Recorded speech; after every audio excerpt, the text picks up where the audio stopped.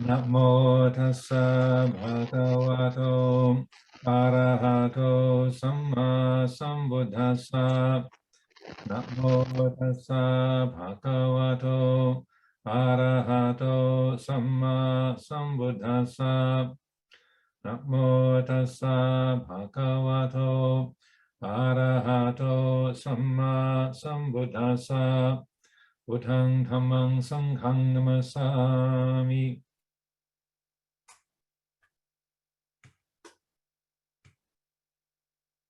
Well, I wish everybody a good afternoon, good evening, good morning, wherever you happen to be on the planet during this time. And I'm happy to be engaging with the angel group once again, and happy to offer some Dhamma reflections on this occasion on the theme of open your heart to fear.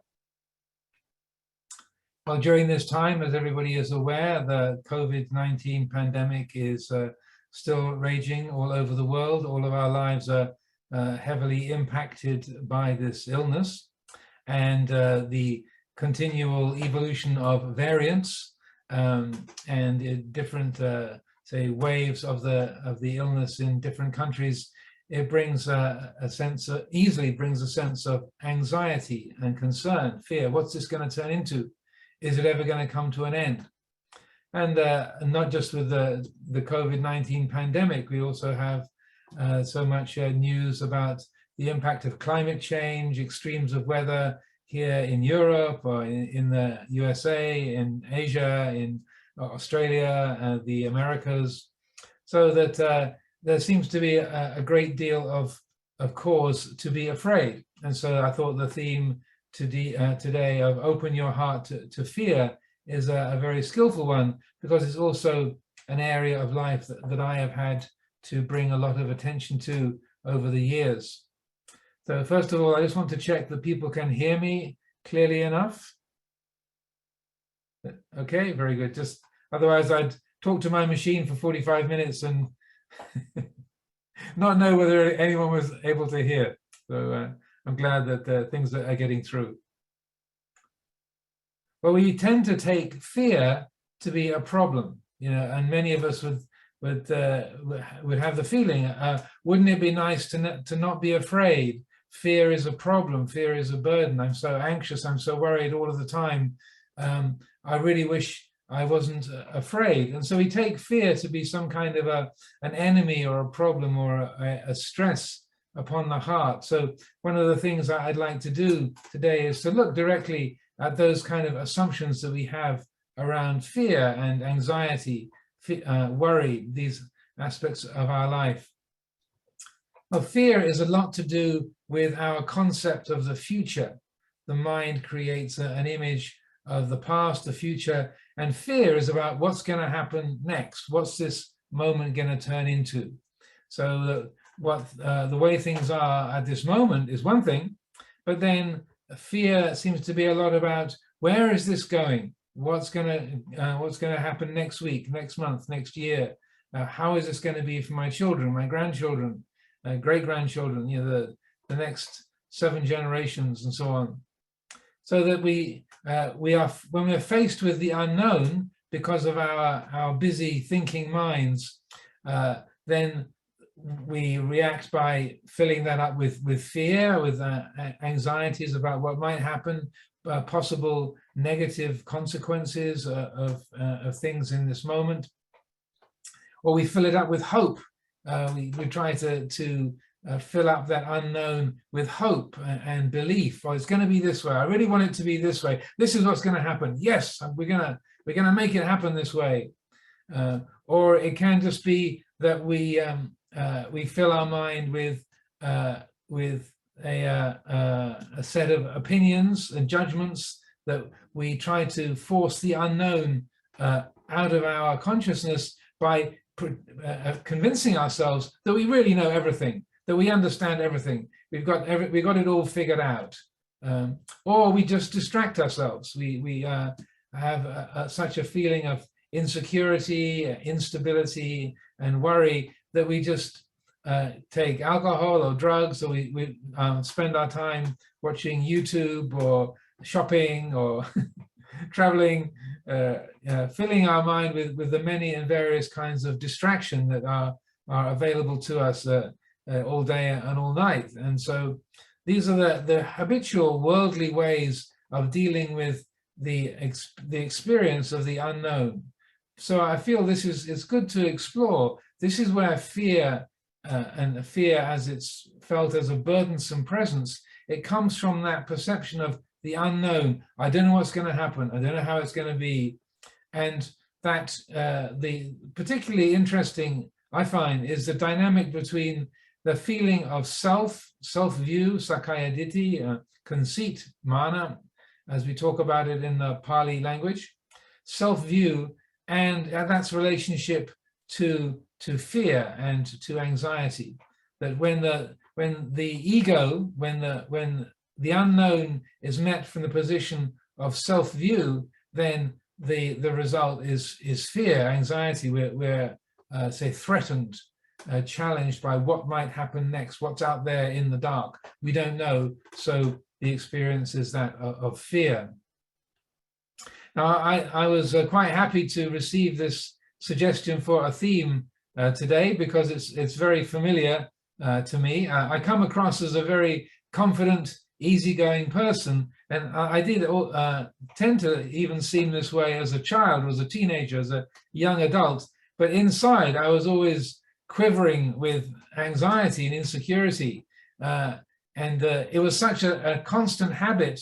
It was so steadily present in my life. I'd already been a monk for about 7 or 8 years before I realized I'm worried all the time.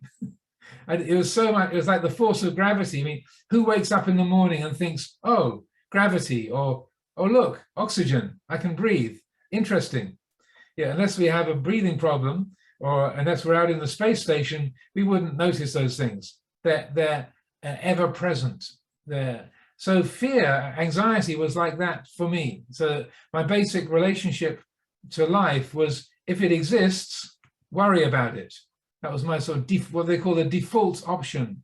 That my experience of people, work, situations, being by myself, being in familiar places, unfamiliar places, whatever it is, I would worry about it. Even if it was nothing to do with me, I would still worry about it. So that was a very strong reflex, a kind of conditioned attitude within my mind. And as I said, I was already a monk for 7 or 8 years before I even realized, my goodness, I'm worried all the time. I create this sense of anxiety and personal responsibility over and over again in every situation. So I was very much helped by the guidance, the advice and example of Ajahn Amaro here at Amaravati back in the mid 1980s, late 80s, when he was talking a lot about meditation on emotion, and I'll get to that in a little while. So one of the things though to consider about fear and why we would want to open our hearts to fear is that we tend to think of fear as a burden, as a problem. But if our ancestors who were not afraid are the ones that got eaten by the predators, they're the ones who fell off the cliff and didn't have any offspring, didn't have any children. The ones who were afraid were the ones who were stayed alive long enough to have children and grandchildren.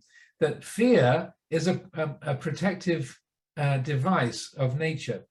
It's not an accident. It's not just an illness. It's there for a very good reason. It's a protector. So that if we relate to fear in a very negative way, or we think, oh, wouldn't it be nice to have no fear? If we look at the natural world, we see that animals are afraid, like particularly herbivores or smaller animals. They've got big eyes, big ears, so they can hear for when there's someone coming along to eat them. They can see in the dark. They can see, and that the ones that are the herbivores, they have the eyes on the side, so they can see kind of as big a range as possible. The predators have the eyes at the front because they're attacking their food.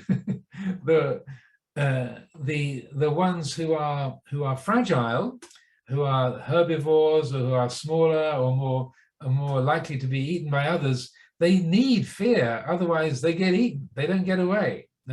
So I feel it's important to recognize, firstly, that fear is a natural attribute and that it serves a very good purpose. There's a very interesting book I like to talk about, which is called Why Zebras Don't Get Ulcers. So for those of you, I know English is not the first language of most of you, or many of you. So an ulcer is where you have too much acid in your stomach. And that's when we worry a lot, then we produce a lot of acid and it burns a hole in our stomach or in our guts, in our intestine. So that's called an ulcer. So a zebra is a kind of wild horse living in Africa. Zebras don't get ulcers. And this is the title of this book by a scientist called Robert Sapolsky. So I feel it's a very good example, a very good way of understanding this area. And he points out that a zebra, they're a herbivore, they eat grass, they live on the plains, and they're hunted by lions on the plains of Africa. So zebras don't get ulcers because when they're eating their grass, if a lion shows up, then they know run, and they need fear, they need stress, and they run, and the lion chases them. And then there's one of two results: either they get away or they get eaten. So they need stress. They need their heart rate to go up. They need to shut down their digestive functions, reproductive functions.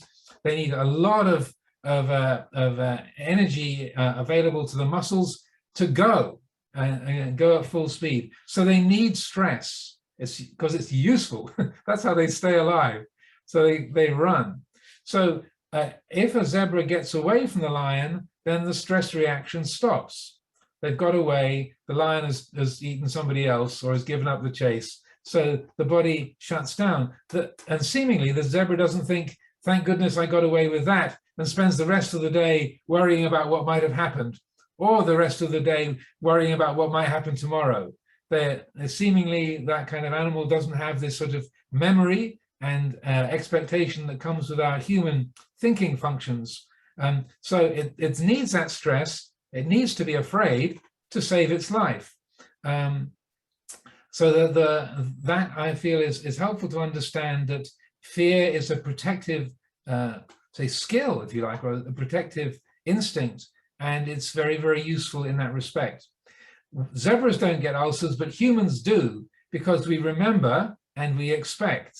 We have this thinking function of our brain where we can remember and we can imagine, we can project into the future. So we get ulcers because we can remember that close encounter with the lion this morning and last week and last month, and we can replay that, and we can imagine what might happen tomorrow or the day after or the day after, so that we can then stretch out that stress function for days, weeks, months, and that's why we get ulcers. That's why we have anxiety problems. That's why we have so many neuroses, is because of this out of control thinking faculty. And so that useful function of fear, anxiety, then gets, overtaken, gets, dominated by the thinking faculty. So that stressing reaction of the high heart rate, the kind of interruption of the other normal bodily functions, that goes on for days, weeks, months, and so fear and anxiety becomes a problem. So I feel that that's a very helpful thing to understand, and rather than making fear into a kind of an unwanted enemy, rather seeing it's a useful capacity that we have that's kind of got out of control, like a house guest who came for the weekend and won't move out, you know, that kind of an unwanted presence. So in this respect, we can change the attitude towards fear to be a useful caution, so that when you get to the side of a road, to walk straight out into the road without looking left and right, that's foolishness. That's being reckless, because you're likely to create more trouble for yourself and other people in that way. So coming to the edge of the road and stopping and looking, that's not a neurotic problem. That's a wise use of fear. It's a wise caution. It's being mindful of the situation so that you prevent causing yourself and others a lot of unnecessary harm. So similarly, it's like fear is very like physical pain. You might think, oh, I wish I never felt any pain, or wouldn't it be great if I never felt pain? But just like fear, pain works by being unpleasant. When we've injured ourselves and we've got a cut and it's sore, that means protect that finger. That the leg needs to be kept clean. It needs to be looked after. If you don't, it'll get infected. It'll make things worse. So the pain it works by being unpleasant, so that we pay attention to the wound, the injury, or the illness, and we look after it. That's how it works. Again, our ancestors who didn't feel much pain, then didn't look after their wounds or their illnesses, they're the ones who died young and didn't have offspring. It's the one who responded skillfully to the pain that they felt that had us as their grandchildren, great-great-great-great-grandchildren, and so on. So I hope people can follow the reasoning behind that. And that, so we might think, oh, it'd be very nice not to feel pain, or, well, you don't know the kind of pain I have, Ajahn, it's really nasty. But in its essence, pain is there, just like fear, as a protector. It does its job by being unpleasant. That's how it works. You know, it's like for the traffic. Many of you live in cities, you know, in Kuala Lumpur or Singapore or Bangkok and Delhi and in England, Manchester and London, in these big cities. We need traffic lights. You think, well, wouldn't it be nice if I could just go everywhere I want to go and never have to stop? We might not like to stop for a red light, but we know, well, if you want to get around in the city and share your life with other people, there's going to be some red lights along the way. If you think, I resent this city, Kuala Lumpur's bad because it keeps making me stop. You know, London is really awful. I have to keep stopping for other people. This is a terrible place to live. It's ridiculous. It's kind of crazy. So the life in the city is supported by the traffic being stopped. So pain, fear, and anxiety, they work in a similar way, so that it's to protect the well-being of the whole system. So that I feel is very important to sort of get there as a picture. It's also interesting in Pali, you have what are called the unwholesome roots, raga, dosa, moha, or dosa, lobha, moha. So dosa is aversion, raga is passion, or lobha is greed, moha is delusion. So they're the roots of unwholesomeness. So fear is not one of those roots. Fear is a bias, an agati. So again, I don't want to get too technical, but bhaya, fear, it's a bias.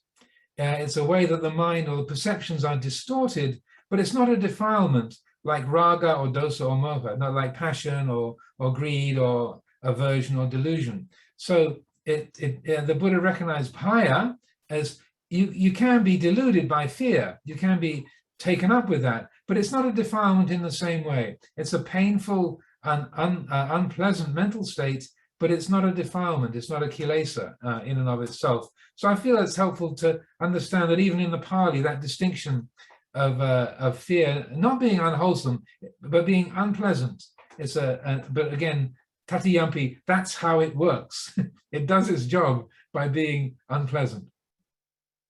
So then, in terms of opening our heart to fear, it's a lot to do with changing the attitude towards it. So rather than seeing fear as a neurotic problem or as something that we wish we didn't experience, I feel opening the heart to fear is a way that we change the way that the mind relates to it. We see it from a nature-centered perspective, a Dhamma-centered perspective, rather than a self-centered perspective. From self-view, from the ego, then so I want to feel no pain, I want to never be afraid, I want to be happy all the time. That's the kind of worldly view of ego, of self, sakaya ditthi. That's how the ignorant worldly mind thinks, but that's not in tune with reality. So to open the heart to fear is a way of changing the attitude to recognize that fear is an unpleasant quality, but we don't have to be burdened by it. We don't have to be stressed by that. And so there's different ways of approaching it that I'll get onto now. So firstly, one of the good examples is the way the Buddha spoke about his own practice before he was enlightened. In the fourth sutta of the Majjhima Nikaya, the middle-length discourse, is called the Bhaya-Bhairava Sutta, the discourse on fear and dread. He describes how when he was meditating in the forest, if he was sitting, then if he would hear a rustle in the bushes or a noise up in the branches of the trees, and you think, oh, it's a snake or it's a tiger or it's something's going to attack me. And so he said, whenever I was sitting and that fear and dread arose, I would just stay in that sitting posture until the fear had passed. If I was walking and that fear arose within me, I would keep walking until the fear had passed. So whatever posture he was in, he would stay in that posture until that feeling of fear had passed. So describing his own practice as an unenlightened, say, meditator, he was skillfully turning his attention towards that to know this is the feeling of fear, to stay with it. So in a way, taking the attention off the imagined thing that's rustling in the bushes, whether it sounds like first you think it's a tiger, then you realize it's a squirrel, but when you think it's a snake, and then you realize it's a tiny little lizard, whatever it might be. In Britain, we don't have any tigers or very few poisonous snakes, but we can get worried about other people very easily. The two-legged dangers are far more common in this country than the four-legged or the no-legged or the many-legged. So the Buddha laid out a sequence of 5 recollections called the 5 subjects for frequent recollection, that he encouraged us to bring to mind, lay people and monastics, on a daily basis, in order to bring about this change of heart towards what is frightening. So he encouraged this recollection, and many of you will be familiar with this. I am of the nature to age. I have not gone beyond aging. I am of the nature to sicken. I've not gone beyond sickness. I am of the nature to die. I have not gone beyond dying. All that is mine, beloved and pleasing, will become otherwise, will become separated from me. And then the 5th one is about karma and vipaka, action and its result. I'm the owner of my karma, heir to my karma, born of my karma, related to my karma, abides supported by my karma. Whatever karma I shall do, for good or for ill, of that I will be the heir. So what he's doing is say, don't react out of self-view and habit to the presence of sickness, aging, death, loss, and the laws of cause and effect. Don't notice the fear and aversion, the way the mind pushes those away. That we want to think, I'm never going to die. I don't want to get old, and I never want to be sick. I never want to lose anything that I love, and I want to do whatever I like and only experience the consequences that are pleasant. That's what we would like. Our worldly patterns of thinking, from the habits of self-view, that's what we would like. Never to get old, never to get sick, never to die, never lose anything that we like, and only have pleasant consequences of our actions. It's totally stupid, but that's what most of us do, and how we function in our life, and the mind is conditioned by ignorance. So the Buddha's encouragement is to turn towards that and to literally open the heart to these innate presences, these natural qualities. We've all aged. We've aged nearly 30 minutes since this talk began. Began at 12:45 here in England. It's now 12 minutes past 1. We're all 27 minutes older, right? Time marches on. The wrinkles are increasing. The hair is grayer. The aging process proceeds unrelentingly, inexorably. That's the way it is. So is there ever going to be a day when they close the hospitals because nobody's getting sick anymore? I don't think so. Will they close the medical colleges because nobody needs doctors anymore? I don't think so. That's not the way nature works. So that we are of the nature to age, we are of the nature to sicken, and every body that is born is going to die one day. Even the body of the Lord Buddha, he was born as a human being in Lumbini, born from a mother and a father, and his body stopped breathing. His body passed away, and the elements separated after the parinibbana. So if bodies are born, then bodies will die. That's the way nature works. So the Buddha is encouraging this change of attitude, this opening of the heart. So it's going against the habit, the reflexes of I don't want to think about this, or not me, or this isn't fair, or can't we put this off, or can we negotiate? You know, all of the ways that we fear aging and sickness and death. And it's a way of consciously turning towards these qualities that are off-putting or challenging and saying, here it is, this is the way nature works. And when there's an opening of the heart and a letting go of self-view, then the heart is enabled to see things in terms of Dhamma. It's seeing with the eye of Dhamma, the Dhamma Chakku. And then with that seeing of things with the eye of Dhamma, then it's recognized, well, all that is born dies, something begins, time passes, it ages. That's the way it is. Nothing has gone wrong. It's not unfair.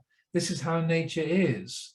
And so seeing with the eye of Dhamma, there's a quality of rightness, that even though we might be sad that our child has died, or that our business has collapsed, or that there's, you don't recognize that wrinkly old face in the mirror anymore, that, well, that it's not, there's no sense of wrongness there. There isn't that dukkha of it shouldn't be this way, or this is not, nature is out of order. This isn't how it should be for me in my life.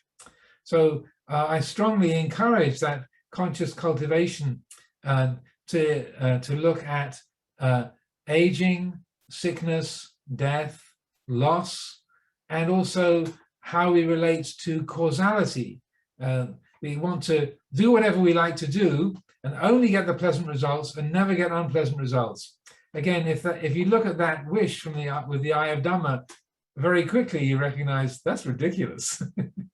Carrying out the same action and expecting different results, is a definition of delusion in Western psychology and in Buddha Dhamma as well.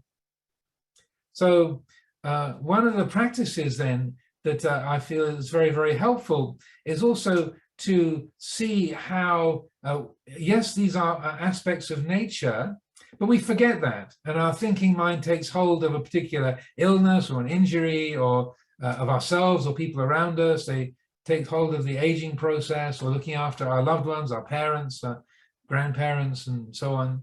And the thinking mind gets churning, and then you get we're not in the zebra category, we're in the ulcer-making human category. And so that ruminating, that churning, what we call papancha, or conceptual proliferation, it takes hold of these natural processes of aging and sickness and loss, and then it creates a lot of imagination and proliferation around that, and that's painful, that's destructive and confusing. So that to bring our attention to the nature of an experience, to the disease or the pain, or just to the feeling of fear itself, and to know this is the feeling of fear, so that you're consciously using the meditation to let go of those proliferations, to let go of the complicating habit of papancha, to just know the feeling as it is in this moment, to know the experience as it is. And again, I was greatly helped by the teachings of Luang Por Sumedho. As I said, after about 7 or 8 years of being a monk, I realized I had this really strong habit of being worried, being anxious about everything. Even sometimes I'd be using an old newspaper, like a 3-year-old newspaper, to start a fire, and putting crumpling up bits of newspaper to put in the wood-burning stove to start a fire.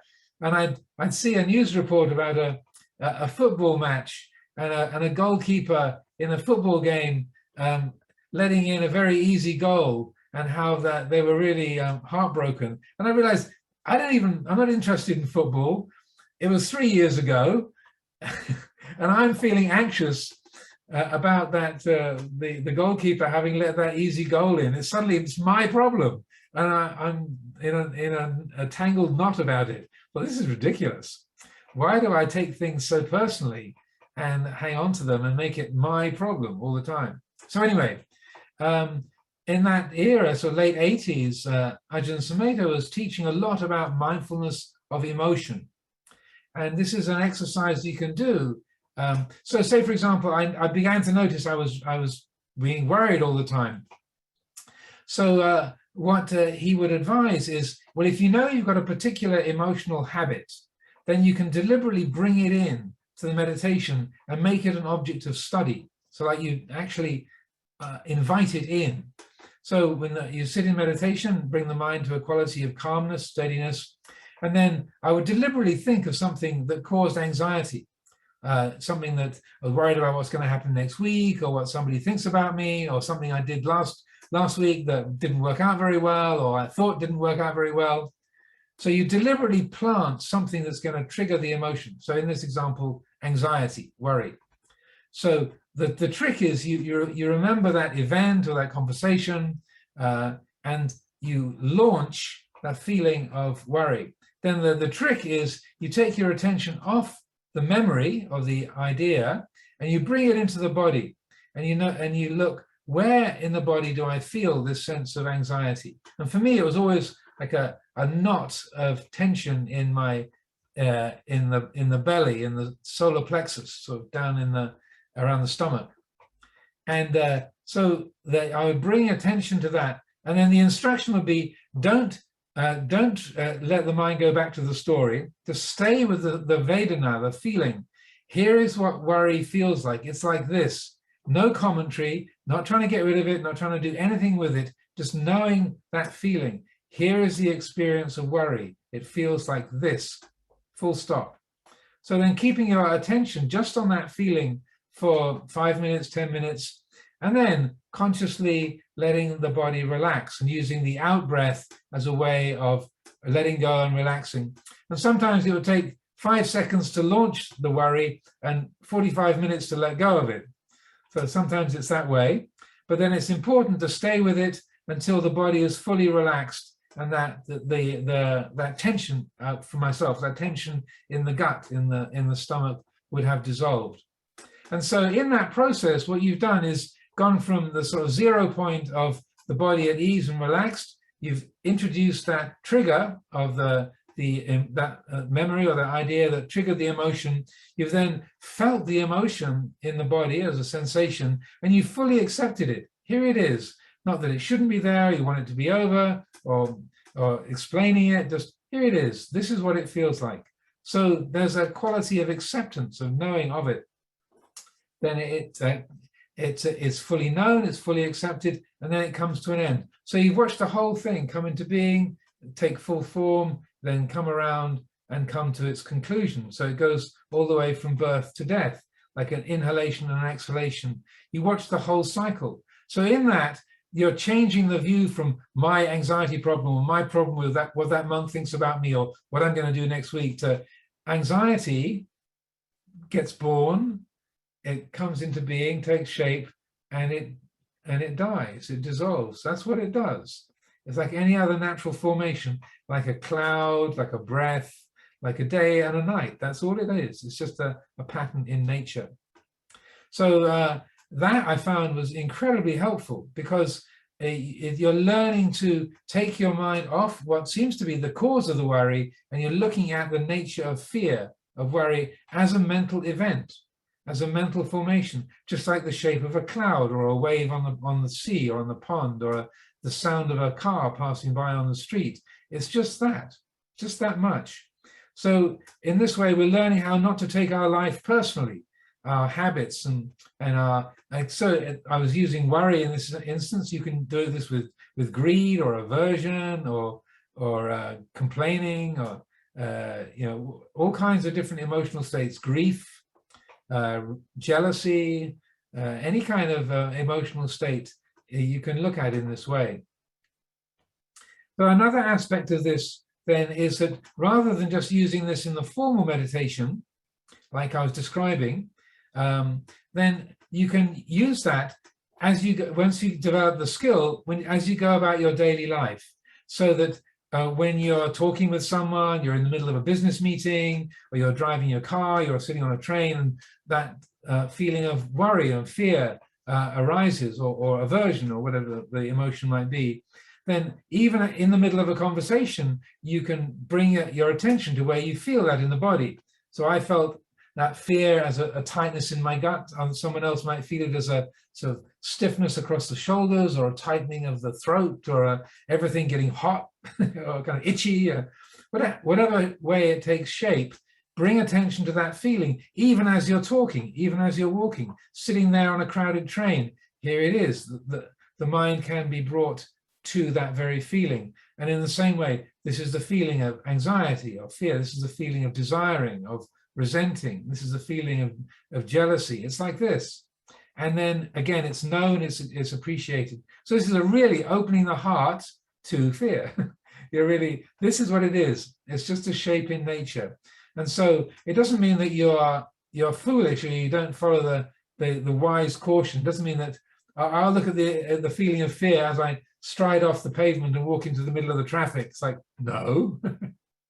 But rather it's more that where the thinking mind has taken it over, the conceptual proliferation has hijacked the natural emotional state of, like, sadness at losing somebody to illness or death, or sadness at a relationship breaking up, or resentment at someone who's kind of cheated you in the workplace or whatever, that you're not adding on to it with your thinking. You're just knowing this is resentment, this is fear, this is excitement. It's like this.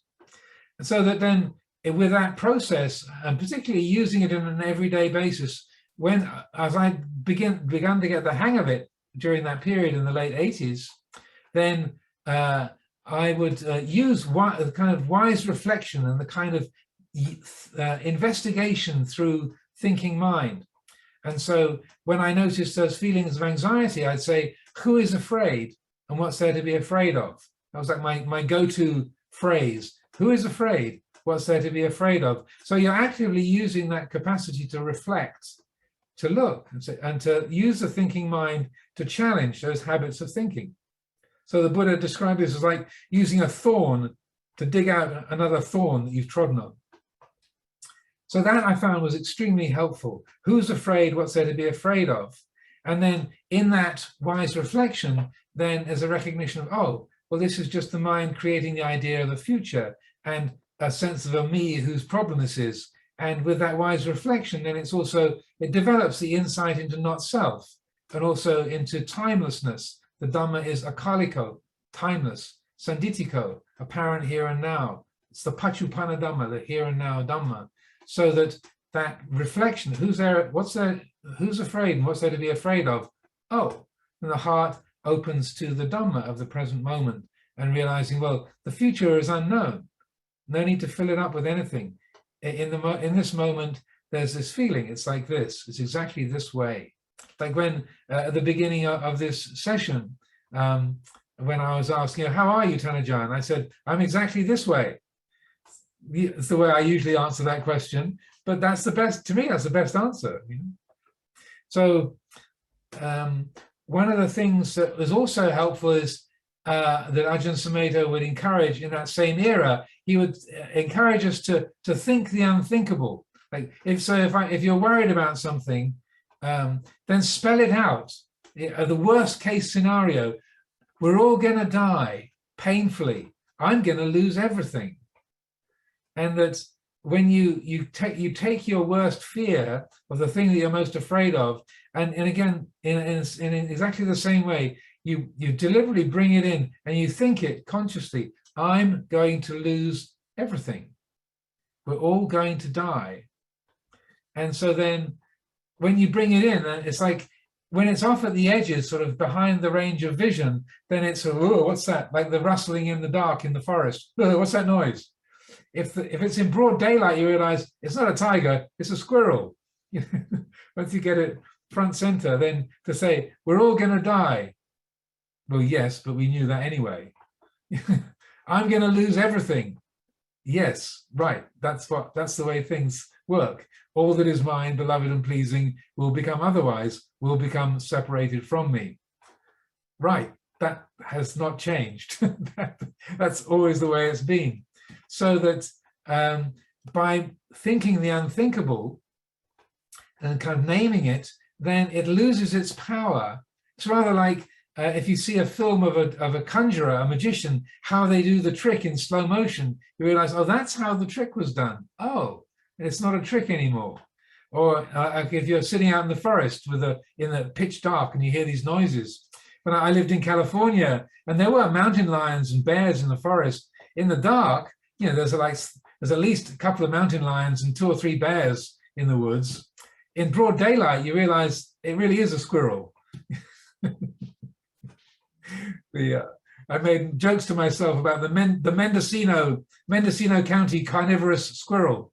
You know, these really dangerous creatures the kind of tiny little things. Chipmunks kind of scurrying around in the leaves on the forest floor.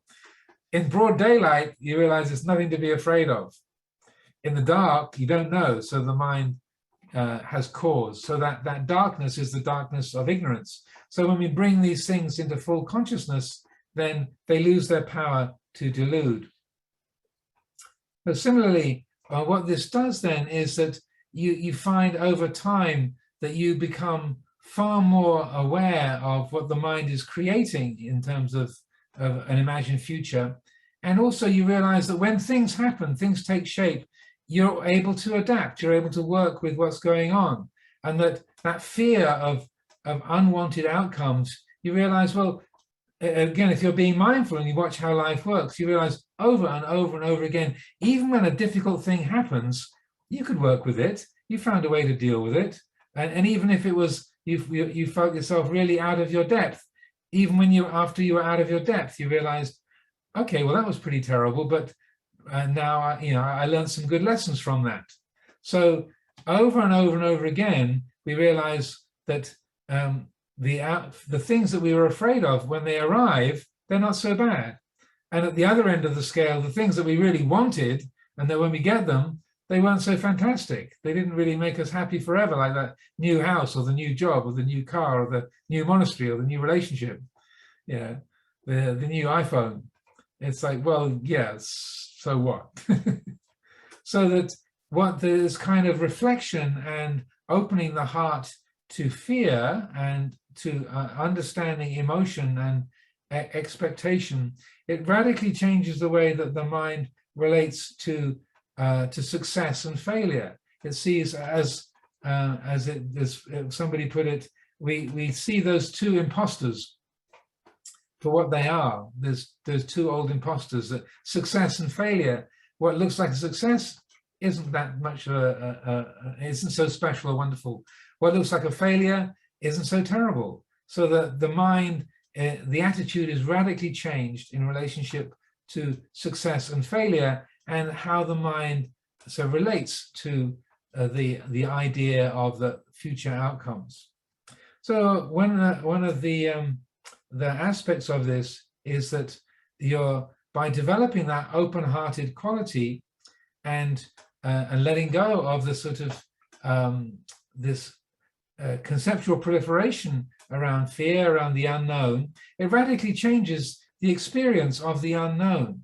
And so, yes, we steer in a direction where we want things to go in a way that looks like success and being a benefit to others.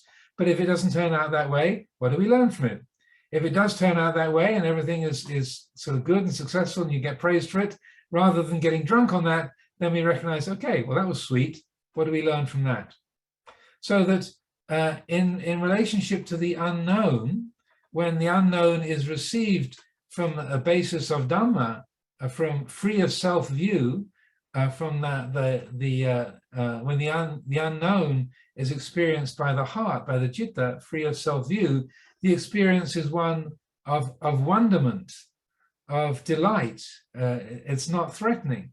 When the unknown is met from self-view, the result is fear. But when the heart is free of self-view, free of conceit, then the unknown is just mysterious as a quality of wonder, and it's not threatening at all. The heart doesn't feel any kind of stress or burden from that presence of the unknown. It's just, well, of course, the universe is inexplicable. Yes, what's new? And here it is. So that the unknown is not an enemy or a burden or a problem, but rather it's a great richness. There's a great delight of the heart, a freedom of the heart in response to the unknown, rather than an experience of threat. So I offer these thoughts for consideration today. I've gone a little bit over my 45 minutes, but I hope you will be forgiving. And we got about 25 minutes or so for some questions from everybody. Here on. Thank you, Ajahn. Okay, now we have a question. So may I invite Kun Evie? Okay. I just want to ask for some tips, like how do you keep your mind positive? Because lately I've been receiving like name lists for chanting, and I'd like to start chanting with a positive mind. I used to be a physician, so when I receive all these names to be chanted for, they come with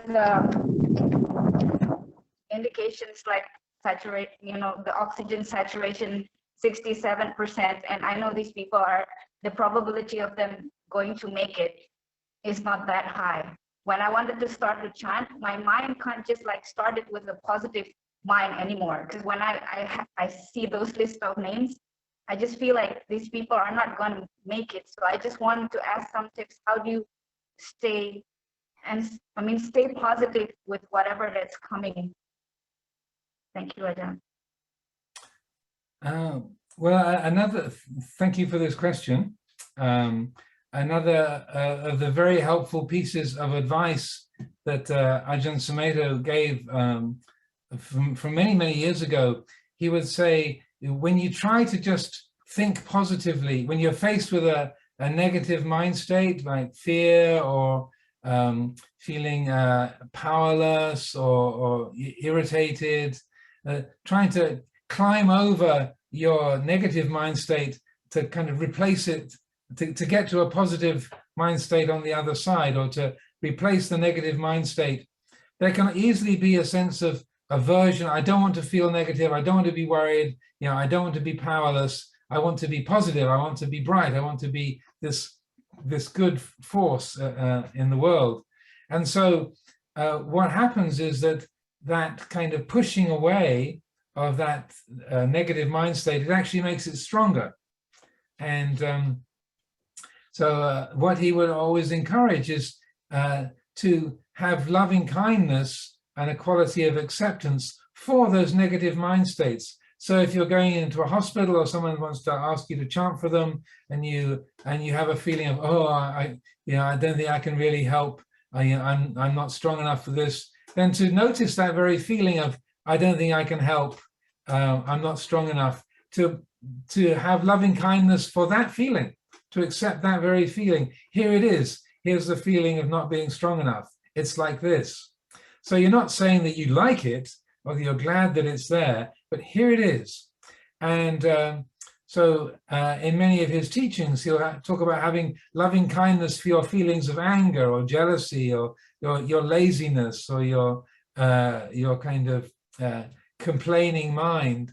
So you're not saying that this is wholesome or beautiful, but you're in a way accepting that feeling of weakness or fear as part of nature. And in a mysterious way, what I find what happens is that when you fully accept that weakness or that unskillful or painful quality, then there's a bit more space around it, and then a genuine quality of say, being able to relate to the situation in a more complete way, and a more helpful way, a more harmonious way. So I feel it's a mistake to try and replace a negative mind state with a positive one, without that quality of wise reflection first. So that, yes, of course, loving kindness is better than hatred in terms of what's wholesome and unwholesome. But if you meet that hatred or that feeling of weakness or inability or powerlessness, if you're pushing that away with vibhava tanha, this shouldn't be here, I don't want this is not good, then you make it stronger through that vibhava tanha. So by accepting it and saying, okay, here's the feeling of weakness, it feels like this, okay. And then that very acceptance helps to create more space in the situation. And through that greater spaciousness, the heart is more able to fully and completely relate to what's going on. So I'm not sure if that's helpful, but that's the way that I relate to these things. And I've seen that working very beneficially many times over the years. Thank you. May I invite next Kun Beam? Namaskaranครับ. I would like to confirm my understanding. When I meditate, I usually feel the movement of my stomach. And then when there are some thoughts coming in or there are pains, I usually aware of it. And then I try to come back to the movement of my stomach. But listening to your talk, are you suggesting that when I have those thoughts or pain, I should look at it more instead of awareing and then try to come back to my stomach? I just would like to check on that. Yeah, good question. It's like that the kind of meditation I was describing, it's a particular exercise to get to know a certain emotional state. So for me, it was about worry and fear. So for somebody else, it might be about aversion. They find their mind is very negative, always criticizing people, and very filled with aversion. Or someone might be very greedy or very jealous. They want to look at jealousy. So it's like picking up a particular emotional state to explore it. It's like if you're at university, it's like signing up for the jealousy course or the greed course or the fear course. Okay, that's the study program. That's the study unit this term. That's what we're looking at. So it's if you notice there's a particular aspect of your life that has a powerful impact and you want to get to know it better, particularly around emotional states, then this is a very helpful way of doing it. Also because with emotions, they feel very personal, like I'm angry or I'm jealous or I'm afraid or I'm greedy or I'm obsessed, I'm in love, and that they can feel very personal and very solid and real. So this is the way of getting to know emotions as part of a natural order, and to not take them personally, but to understand them as kind of psychological traits. So there are many different kinds of meditation, and this is one particular sort of say skill that we can develop. And personally, I found that very helpful as a way of getting to understand how fear operates. So I'm not making any claims, but after working with the mind in this way for 2 or 3 years, then I found I couldn't worry about things in the same way. It really radically changed a lifelong habit by bringing that. And I kind of did this as my main meditation exercise for 2 or 3 years. Every day, I would say, okay, during today, whenever my mind moves towards something and gets caught up in a state of worry, then I'll bring my attention to my stomach, the feelings of tightness, and notice that, feel that, and relax.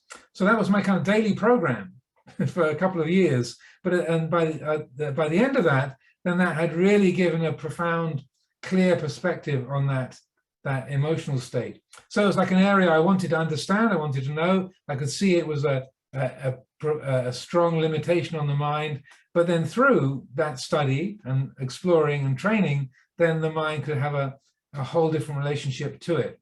So I feel there's sometimes we don't realize what a big range of tools there are in the Buddha's toolkit.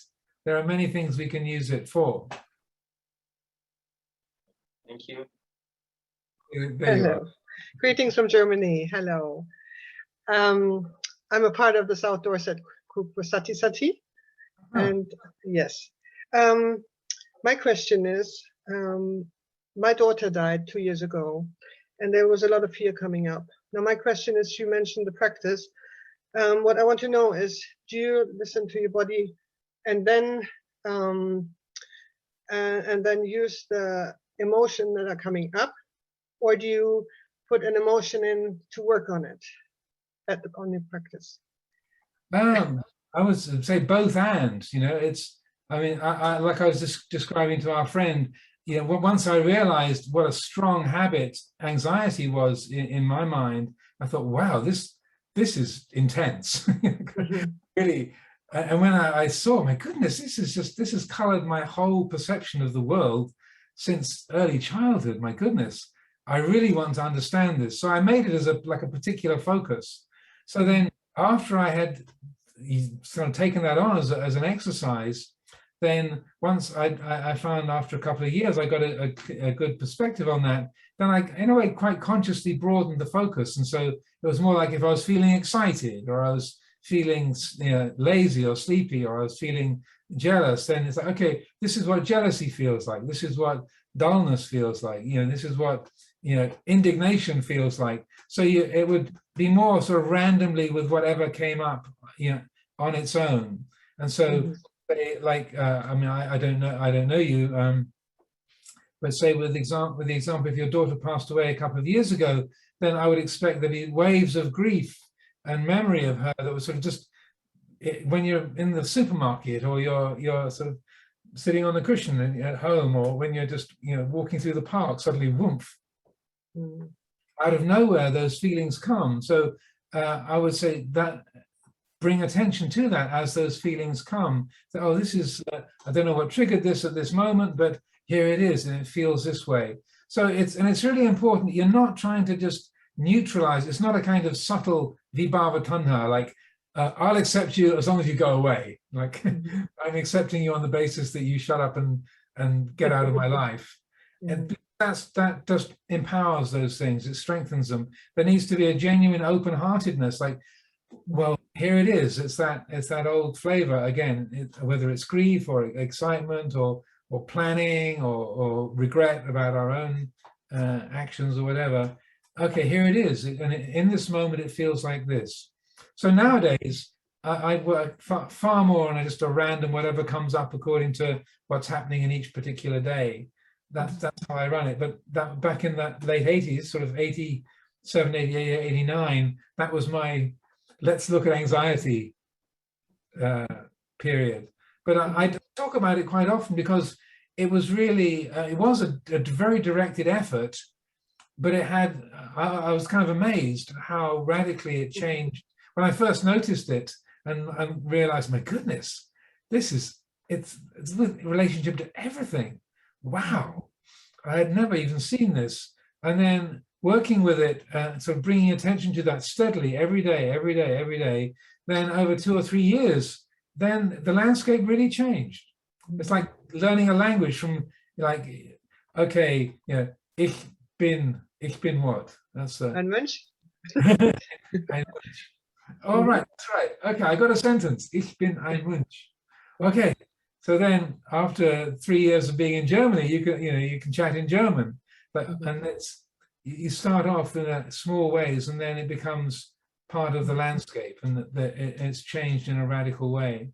So that's how I relate to it, and it becomes like a pattern of approach to the whole field of experience, not just around emotions, but around opinions and memories, imagination, the whole field of the mental realm. I work with a psychologist, and she calls it felt sense. Felt sense, indeed, yes. Thank you very much. Thank you. May I invite Kun Mulari next? Sadhu, Banteji, like I have a question that I have been practicing taking Panchashila and doing Anapanasati. But my question is how the progress will be increased by doing any other method. Like I've been doing meditation, but the calmness is there. But what is the further progress to improve, Bante? That's my question. Well, how many weeks have we got on this call? There's so many different aspects to the development of well-being. Like the Buddha said, just on the subject of the 4 foundations of mindfulness, he said, I could start talking right now and only pausing to answer the calls of nature and to sleep. I could talk continuously until you had to carry me around on a stretcher, and I wouldn't run out of the things that could be said about the 4 foundations of mindfulness. So there's a lot that could be said in terms of how to develop well-being. I think along with Sila and with calmness meditation, one of the aspects, and I mentioned it in the talk, is the development of wise reflection. Use what's called yoniso manasikara in Pali, or Dhamma vichaya. So this is the investigative aspect of mind. So this isn't just kind of creating a mental chatter or a commentary, but consciously using the faculty of how the mind recognizes patterns, how it fits things together. That the mind that can say, what's going on here? Where did this come from? Or, okay, this happened last year. Now, what happened then? And how am I handling this now? That sense of exploring the way the mind works, using wise reflection. Oh, that got me really excited. Oh, now I feel really, really irritated by that person. Or now I'm calling this good. Now, what makes it good? Or I'm calling this bad. Where does that badness come from? How do I hold that feeling of badness or wrongness? That I'm just using a number of random examples. So it's that quality of picking up the pattern of experience of the present moment and exploring it, seeing how things fit together. So that's one of the bases of stream entry. Entering the stream of Dhamma is yoniso manasikara, wise reflection. So we have, along with sila and bhavana, or concentration practice, calmness practice, that wise reflection is a very direct cause for the development of wisdom. Also, drawing close to good people. I'm not sure where you live. You have an Indian sounding name and your accent sounds... You're muted, I can't hear you. Oh. You're muted again. I am from India, Bangalore, Bante. In Bangalore. So if you're there, Bangalore, yeah. Drawing close to good people, either in Bangalore physically or through sort of remote communication like this, Zoom kind of call, drawing close to good people, taking time to listen to wholesome, helpful Dhamma teachings, and developing wise reflection. These are all ways of say, cultivating the path. And then the last one of those, what are called the 4 factors supportive of stream entry, is practicing Dhamma in accordance with Dhamma. So many people find that a little bit mysterious, like, how would you practice Dhamma not in accordance with Dhamma? Well, if your practice of Dhamma is like, I want to become enlightened, I'm going to be the first Arahant in Bangalore, you know, or like, she's much more wise than I am. I wish I was like her. Or I need to get jhana. I haven't got jhana. I need to, as long as the mind has got the influence of self-view, and that I need to try harder. I need to get more concentrated. I want to be a stream enterer. Then all that I am, I want to, I should, I've got to, that's practicing Dhamma not in accordance with Dhamma. So when we make effort to train the mind to concentrate, to develop wisdom, to even practice sila, like I'm keeping the precepts, not like him. He doesn't keep the precepts like me. My virtue is pure. His is really awful.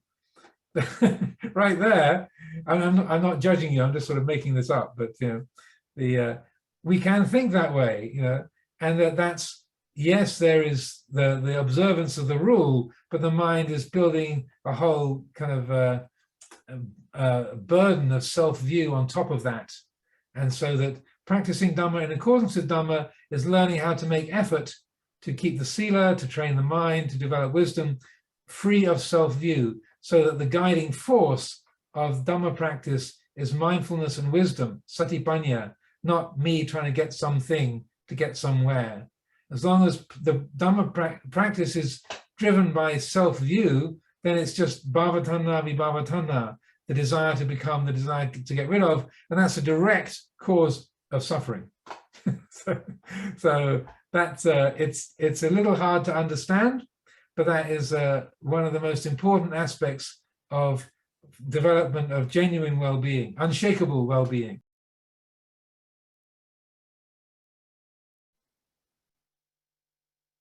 Thank you. Next, Kun Bo. I have a question. Do you have any advice for someone who I think is a hypochondriac? Where it's not me personally, but someone close to me. And some of the things that you mentioned during the session, I feel like he did try to practice some of those already, but you know, sometimes like he would get a headache and he would, you know, kind of like just really go deep into the fear and actually go to the hospital to get it checked out because he thinks he's getting brain cancer, like things like that. Do you have any advice on how he can deal with this fear better? Well, if your hypochondriac friend wants advice, that's one thing. If it's advice for you, I mean, I would, without naming any names, there are members of the Sangha that I've lived with who I would put in the same kind of category.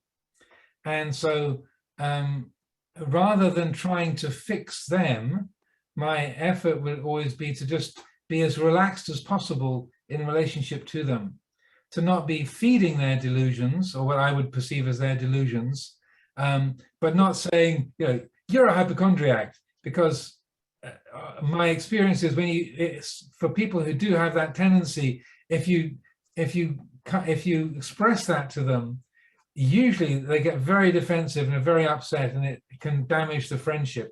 So it's more important I find, to sustain the friendship, like, I'm here for you, I care about you, but then within yourself, not going along with their anxiety. So that on a physical level as well, so if you're in the same place as them and they're really sort of tense and uptight and breathless, you know, to turn your attention inward and to make sure that you're not being swept up by their tension, but you're relaxing in your own body, you're in your own breath, in your own being, so that being with you're actually an embodiment of calmness for them, so that rather than saying, you know, you need to calm down, which doesn't help, but you're actually embodying that calm quality in the way that you speak, the way that you stand, the way that you walk, and in your genuine attitude. And so that then that has I find a balancing effect. And that, you know, to be honest, sometimes people they've gone off to medical appointments or gone off to the doctor, and then you politely and friendly ask them in a friendly way, so how did that go, or what was the result of the trip, and they go, well, they said there was nothing, but I don't think they were right. Yeah. And you go kind of, I told you so, but rather just keeping that message of your own being as sort of relaxed and open, and so that the message is, I care about you, I'm paying attention, but I'm not caught up in your same mind state that you are. I mean, it depends. He's actually like a family member. Huh? He's a family member. He's actually a family member. And I'm not sure if I should like find, you know, different like kind of like tools for him to like practice to help himself. Or is it better to just support him like this? Like, I think, I mean, it depends. People are very different, but my experience is whenever I've got that feeling that someone has got hypochondriacal tendencies, if you refer to that, it's hard to think of a time when anyone has said, actually, I think I'm making too much of this, or I'm a bit of a hypochondriac. They very, very rarely does anyone say that. It's almost like they're very defensive. And I'm not a psychologist, but it does seem to be a very regular aspect of that mind state, is that they want to be believed, they want to take it seriously, and they're upset when people don't support them in that. So I think if you approach it from a slightly different angle, like saying, if not about the illness, or whether there is or isn't an illness, but how to be relaxed, how to find a quality of calm, and then particularly meditation on body awareness, and using sweeping the attention through the body, relaxing the body, is a very, very helpful thing, because often anxiety is fed through tension in the body. I didn't mention that in the Dhamma talk, but I could have done a whole piece on that. Sometimes if we only try to approach it on the mental level, if the body is in a state of tension, no matter how much we try to empty out the mind of anxious thoughts, the tension in the body is sort of restarting the fire, if you understand what I mean. Right. So yeah, I actually, what you mentioned before, I think it happened to him, like he worried too much until he got ulcer at one point. Yeah, so if the body is relaxed, if you like, I find if my stomach is soft, it's hard to keep a good worry going. And some drugs like Valium they tend to work by being a muscle relaxant as much as having a mental effect. So if the body is relaxed and you use that body sweeping practice, then it really helps to take the fuel away from that anxiety creating habit. So relaxing the body. So a lot of focus on the out breath, Mother Nature's sigh of relief, as we call it. Okay. Okay. All right. Thank you so much. Mhm.